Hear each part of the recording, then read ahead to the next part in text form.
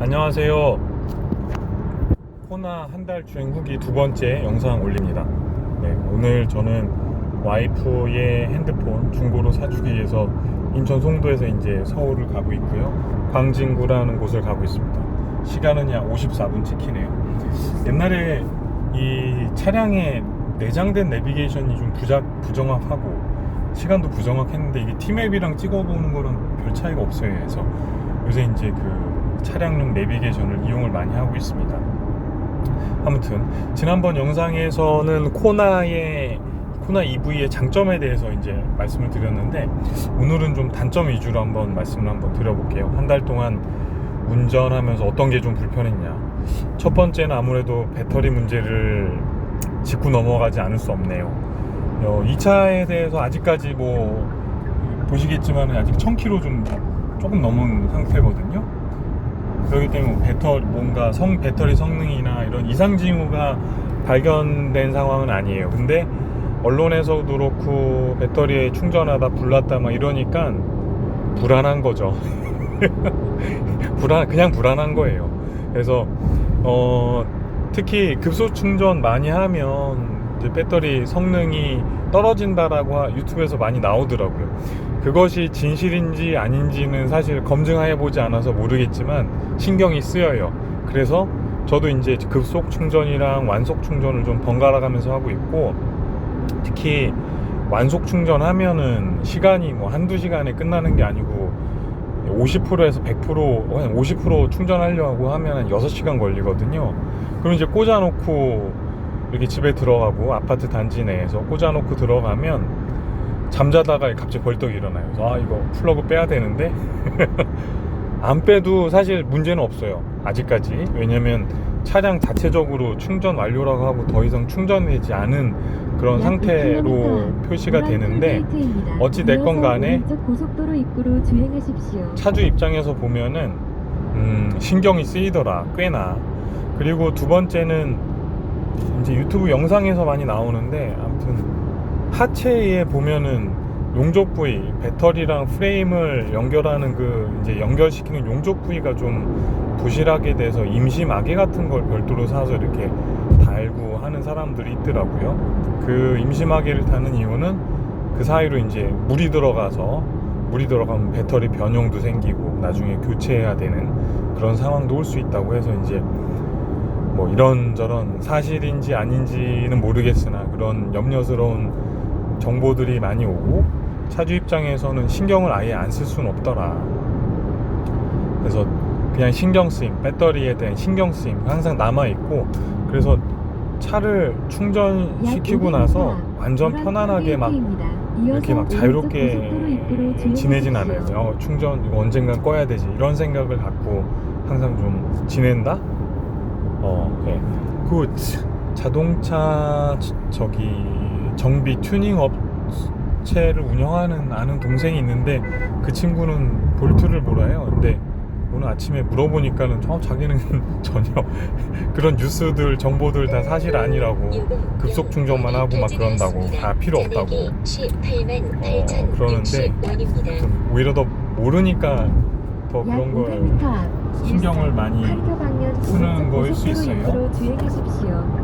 그리고 두 번째는 차량이 반응 속도가 빠르다는 게 장점이 될 수도 있지만 단점이 될 수도 있습니다. 그러니까 차가 약간 그냥 좀 슬금슬금 타면서 이렇게 약 700m 앞 도리제이시에서 한도 산본 방면 오른쪽 방향입니다. 그러니까 약간 제 느낌에 스포츠카 같은 느낌이 들다 보니까 약 300m 앞 이거를 한도 산본 방면 오른쪽 방향입니다. 데일리 카로 항상 모는 데 있어서는 조금 피로감이 있더라. 어떻게 피로하냐면 요거 고속도로 빠져나가면은 바로 보여드릴게요. 잠시 후 오른쪽 방향입니다.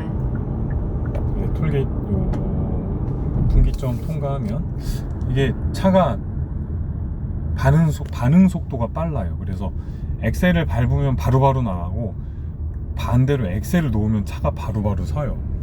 이 회생제동이라고 하는 게 보통 1단계나 2단계에 걸려 있기 때문에 특히 엑셀을 발에서 놓는 순간 차의 속도가 확 줄어듭니다. 그래서 이런 쏠림, 머리가 좀 이렇게 띵 하는 그런 쏠림 현상이 좀 운전자 입장에서는 좀 느껴지더라고요. 그래서 약간의 두통이 좀 생기더라. 뭐 절대적인 그 전기차의 단점이라고 볼 수는 없고 그냥 적응 과정에서 생기는 것 아닐까라는 생각도 들긴 하는데, 어쨌든 간에 가솔린차 운전하는 것처럼 이렇게 엑셀 밟았다가 떼고 이러면 적당히 차가 가다가 또 힘 부족 같은 거 같으면 엑셀 좀 밟아주고 이런 게 아니고 전기차는 좀 적당히 좀 이렇게 눌러줘야 되는 그런 게 차이가 있는데, 이런 게 좀 익숙하지 않으면 차가 우웅 갔다가 엑셀 놓으면 갑자기 쓰는, 그래서 그냥 머리가 좀 어지러운 경우가 좀 있어요. 그래서 어르신들이 타시기에는 조금 조심스럽게 말씀 적합하지 않지 않나, 네, 그런 생각도 좀 듭니다. 그리고 마지막으로 세 번째, 이 전기차 아시다시피 그 배터리가 아래에 있거든요. 그래서 제가 느끼기에, 재보진 않았지만 차의 무게중심이 일반 차에 비해서 좀 아래쪽에 있어요. 그래서 무게중심이 아래쪽에 있다 보니까 장점이라고 하면은 고속주행 해도 약간 불안함? 뭐 차체가 좀 이렇게 뭐 날아갈 것 같다 이런 느낌은 없는데, 반면에 울퉁불퉁한 곳 갈 때 또는 방지턱 넘어갈 때 보면 차체의 충격이 운전자 머리로 좀 전달되는 그런 경향이 있어요. 제가 최근에 코스트코 이렇게 주차장 갈 때 이제 1층에서 2층 올라갈 때 거기 방지턱이 있거든요. 와, 그거 아무 생각 없이 그냥 올라갔다가 뭐 차가 긁히고 이런 건 아래가 하면 긁히는 소리 이런 건 아닌데 충격이 엄청나게 전달되더라고요. 그러니까는 그때 제가 이렇게 말씀드릴 정도면 충격이 좀 있어요. 그 방지턱 잘못 넘어가서. 그래서 이 전기차 모실 때는 방지턱을 좀 조심스럽게 넘으셔야 되는 그런 부분이 있어요. 예. 제가 이 반응 속도를 좀 보여드리려고 차를 나왔는데 도로가 막히네요. 그건 좀 나중에 보여드리고, 그리고 추가로 한 가지 더 생각난 거는